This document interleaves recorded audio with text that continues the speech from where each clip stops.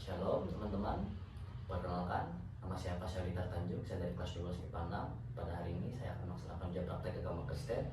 Tapi sebelum itu mari kita bernyanyi dengan judul lagu Jangan Lelah.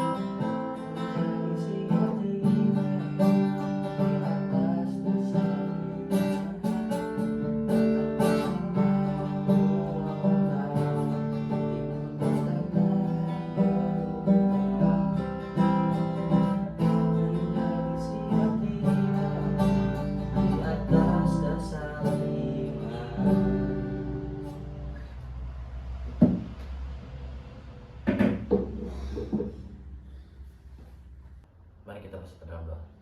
Tuhan, sekarang kami ingin mendengar sebagian dari firman-Mu. Tolong berkatilah firman-Mu ini semoga berguna bagi masa depan kami dan dapat kami terapkan dan teladankan di kehidupan kami.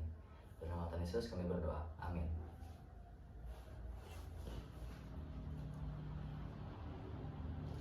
Pembacaan Alkitab kita pada hari ini terambil dari Yeremia pasal 29 ayat yang ke-11 dengan perikop surat kiriman kepada orang-orang buangan di Babel. Sebab aku ini mengetahui rancangan-rancangan apa yang ada padaku mengenai kamu, demikianlah firman Tuhan, yaitu rancangan damai sejahtera dan bukan rancangan kecelakaan, untuk memberikan kepadamu hari depan yang penuh harapan. Berbahagialah orang yang mendengarkan firman Tuhan dan memeliharanya hari lepas hari. Amin.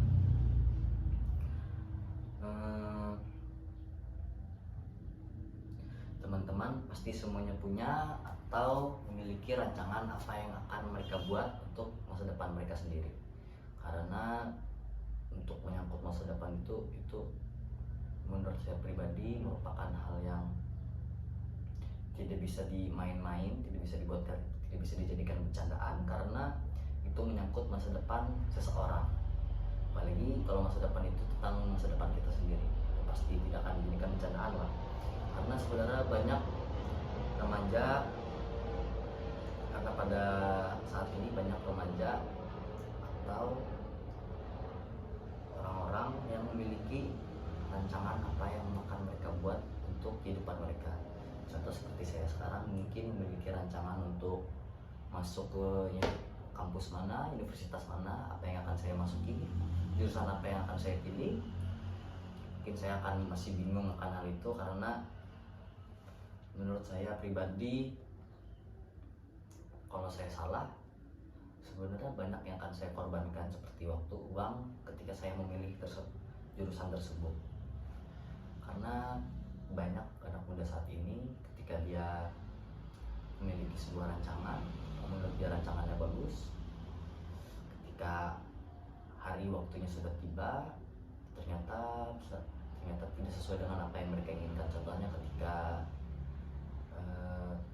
saya memiliki, contohnya mungkin ketika saya memiliki rancangan saya akan masuk universitas, misalkannya Universitas Indonesia, kan siapa sih yang tidak mau masuk Universitas Indonesia gitu kan, kampus yang bagus kan, yang top 10, siapa yang tidak mau masuk ke situ. Tapi ketika saya sudah ikut tes, saya masuk, ternyata tidak lulus tes segala macam, saya stres, saya jadikan alasan untuk menyalahkan Tuhan atau keluarga saya sendiri atau teman-teman saya sendiri. Karena saya tidak dapat masuk di kampus tersebut, saya akan stres, saya akan menyalahkan Tuhan segala macam. Apa yang bisa disalahkan akan disalahkannya, karena ketika ketika seseorang tidak dapat apa yang mereka inginkan, orang itu akan merasa sedih, mungkin stres, segala apa macam. Karena banyak anak muda sekarang ini yang ketika mereka tidak dapat kampus impian mereka, mereka stres karena mereka telah belajar mati-matian kan. Apalagi untuk SMA cuma 3 tahun, mereka sudah belajar segala macam, mereka dapat ranking 1, 2, 3, tapi ketika mereka masuk universitas yang mereka inginkan ternyata mereka tidak dapat, mereka bisa jadi stres karena waktu tenaga mereka telah terbuang sia-sia. Karena sebenarnya untuk kita rancangan yang seperti ini, apa yang kita rancangkan itu yang banyak akan ada yang kita korbankan, contohnya seperti waktu, tenaga pikiran kita, waktu, uang lah mungkin yang pasti, waktu sebenarnya yang pasti, karena itu akan kita korbankan karena sebenarnya waktu itu tidak bisa ditukar kembali dengan apapun karena itu sudah tidak ada harganya, lagi gitu. Nah, tidak ada uang seberapapun tidak akan bisa membeli waktu karena apa yang telah kita lalui itu bisa menjadi pengalaman yang berkesan buat kita sendiri. Jadi saya pernah mendengar membaca naskah kitab yaitu Amsal pasal 23 masalah ayat yang ke-17, bahwa sebenarnya masa depan dengan bunyinya tuh masa depan sungguh ada dan harapanmu tidak akan hilang, kalau nggak salah seperti itu isi naskah kitabnya. Jadi kita itu sebenarnya tidak perlu khawatir tentang apa yang akan terjadi ke depannya, karena yang sebenarnya yang kita butuhkan itu hanya Tuhan Yesus. Karena tanpa Tuhan Yesus kita tidak akan, saya sebenarnya tanpa Tuhan Yesus juga tidak akan bisa di titik ini. Mungkin kalau cocok logikanya atau logikanya, kalau misalkannya orang tua saya Islam pasti saya akan Islam, tapi saya bersyukur puji Tuhan karena saya lahir di keluarga Kristen. Karena lahir di keluarga Kristen itu saya jadi tahu bahwa sebenarnya betapa besarnya, betapa hebatnya, betapa dahsyatnya kekuatan Tuhan Yesus itu. Jadi kita itu sebenarnya tidak perlu khawatir tentang apa yang akan terjadi ke depannya, karena yang kita butuhkan itu sekarang hanyalah Tuhan Yesus. Karena dengan adanya Tuhan Yesus kita dapat mencapai semua yang kita inginkan. Tetapi kita dapat mencapai itu, kita dapat berbicara dengan Tuhan, kita dapat meminta kepada Tuhan dengan cara seperti kita berdoa, baca firman Tuhan, atau mengucap syukur, atau kita menyanyikan puji-pujian kepada Dia, mengangkat puji-pujian. Tapi menurut saya pribadi, ketika kita berdoa atau segala macam kita mengucap syukur kepada Tuhan, tapi kita tidak diiringi dengan usaha, itu sebenarnya sia-sia saja. Karena buat apa gitu kan kita berdoa panjang lebar sampai berbusa juga menurut kita berdoa, tapi kalau kita tidak diiringi dengan usaha ya jadi tidak akan berguna, nol hasilnya. Nah, tetapi jika kita berdoa kita iringi dengan usaha kita, itu menurut saya pribadi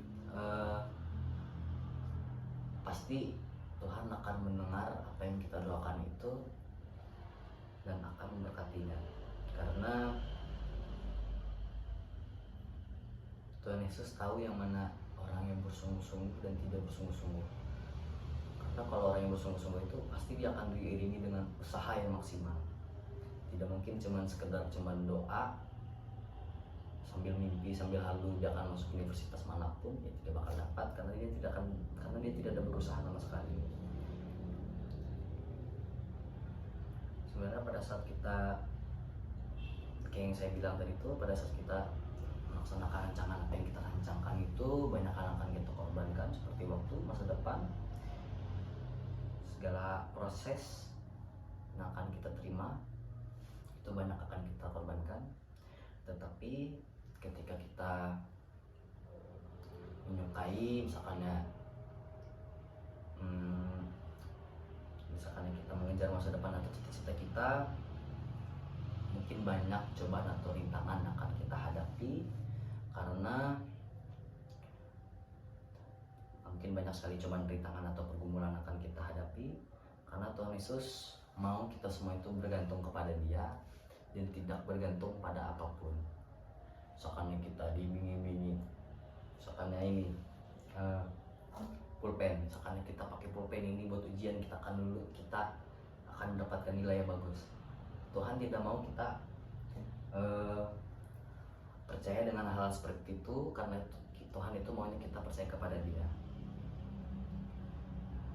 Dan juga Tuhan Yesus mau kita taat dan tekun dengan apa yang telah Dia ajarkan kepada kita, agar apa yang kita buat itu memiliki hasil. Kita taat, kita tekun kepada Dia, itu merupakan hal yang mulia loh di mata Tuhan.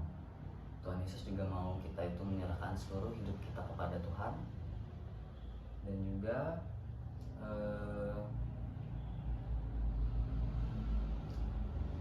saya pernah mendengar kata pepatah, yaitu kemarin adalah sejarah, besok adalah misteri, tapi hari ini adalah hadiah.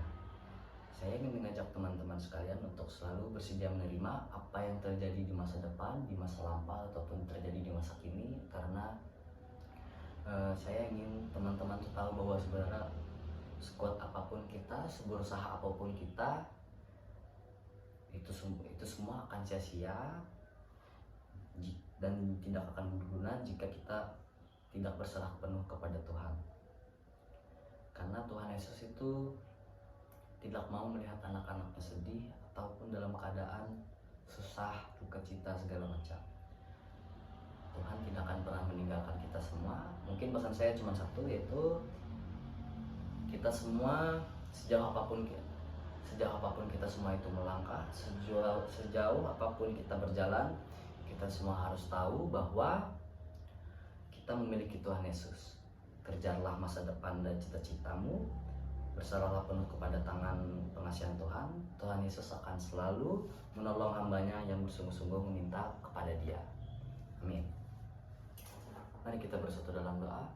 Tuhan Allah Bapa kami berkata dalam kerajaan surga, kami tadi telah mendengar sebagian dari firman-Mu. Berkatilah firman-Mu ini, agar apa yang telah kami dengarkan ini, apa yang telah kami renungkan, dapat kami jadikan teladan, dapat kami contohkan di kehidupan kami.